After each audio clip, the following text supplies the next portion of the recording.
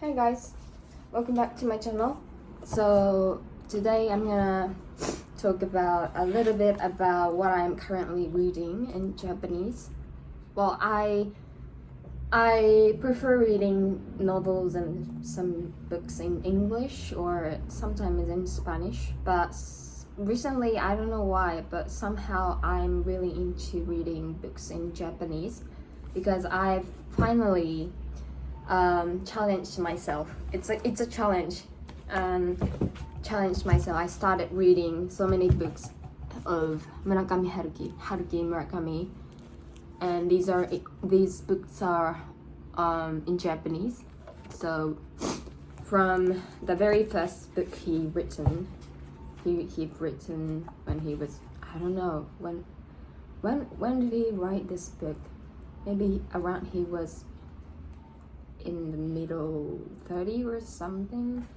So the first book he ever written was called 1973年の Pinball. I think in English it's called Pinball, just Pinball. And that was how can I express, I don't know how to put into words about this book, the basic concept of this book, and in also the second one.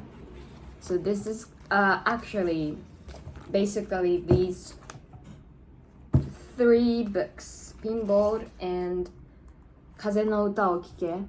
The second book he has written Kaze no Uta o Kike, and the third book the third one, it's called Hitsujou Meguru Bouken. It's a 上下巻両方あるんだけど、yeah, I've already finished reading these three books 3 days in a row. Actually, it was just they've got this Murakami vibes and atmosphere, and I cannot really describe these vibes and atmospheres in words, but you will know if you have if you have a chance to read them in your life.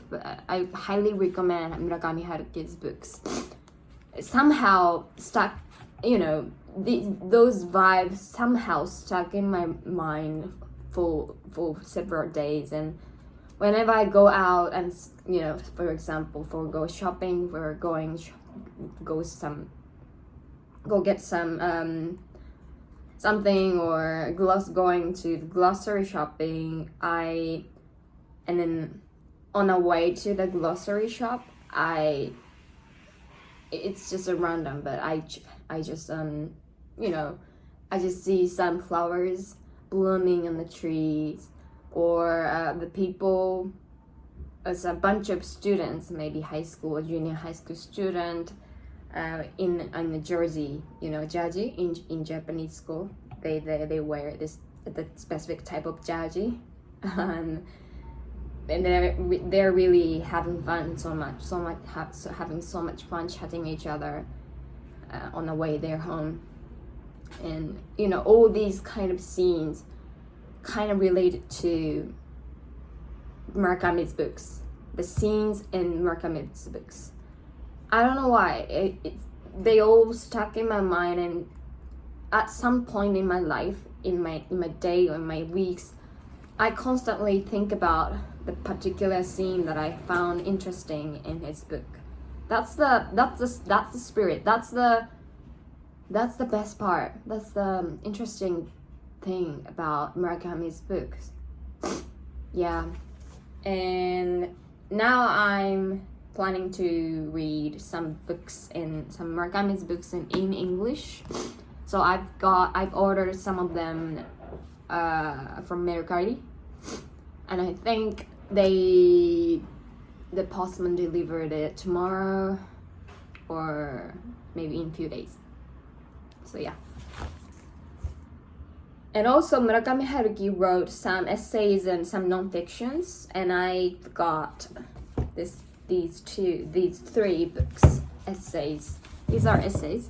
So the first one is Portrait in Jazz. So this book is about this is an essay. It's kind of like an essay / non-fiction. So Murakami Haruki himself wrote a review of so many jazz musics, the famous and indie, so many famous jazz playlists, and like jazz trumpet player, drum player, piano players, like, for example, Chet Baker, my favorite jazz trumpeter. Also, Bill Evans, Cab Caraway, what else? Who else? Art Blakey, Fats Waller, Charlie Parker, yeah. With these kind of, cute illustrations on it. So this is Charlie Parker singing and playing his saxophone on the stage. And because Haruki Murakami, he is so into music, like especially in jazz music, and he's so specialized in. I don't think he plays any instruments, but he has a lot of knowledge and behind stories about who create this music and the behind story of one particular jazz song, jazz music, and he shared those stories in this book. And this is so interesting, and this attracted me. At the moment, the very moment I saw this book, I just took it from the shelf and then, I bought it. And another one, ちょっと題名長いんですけど、小沢誠二さん、指揮者の有名な小沢誠二さんと音楽について話をするっていう、this is an essay also. And it's kind of like a 対談、小沢誠二さんと村上春樹の対談を本にしたものなんだけど、so like they tape recorded their conversations about music, like almost, I think it's all about classical music, not jazz music, like Beethoven, Brahms, Mahler, Bernstein, Karajan, famous composers, and it's kind of like a interview thing. So I'm still in the middle of the page, at the page 80, and it's got almost like over 450 pages. So I've got 400 pages to go still, but I'm enjoying it. I'm enjoying reading it.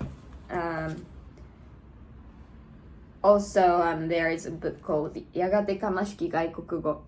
So I was attracted by this title.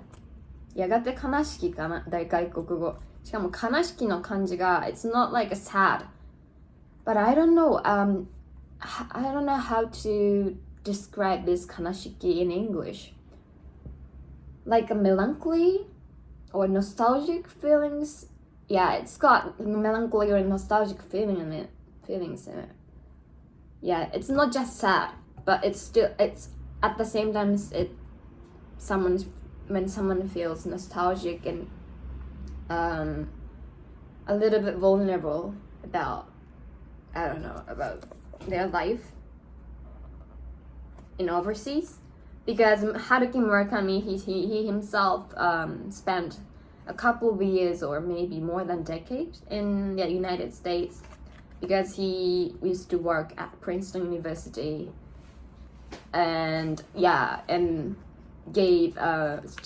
provided students lectures about his writing, and that's why he wrote this book. And in this book he shared so many interesting and funny stories, and some a little bit sad and some melancholy stories about his life in the United States.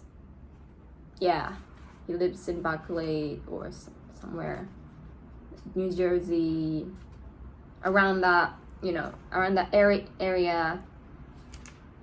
And I'm almost done with this book. Only these, 30 or 40 pages left. it's so interesting because I also have an experience of living in overseas, and some point he shared interesting and intriguing stories about the movie theater and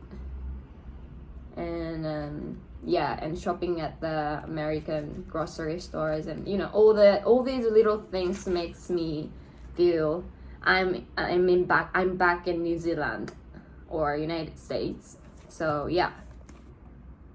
But I don't get the meaning of kanashiki because I don't really feel sad or melancholy or nostalgic after reading these old stories. But yeah, I kind of highly recommend this book to you. So if you are interested in living in overseas or working, studying overseas, whatever. Yeah. So that's our book review from me. 村上春樹のブックでした。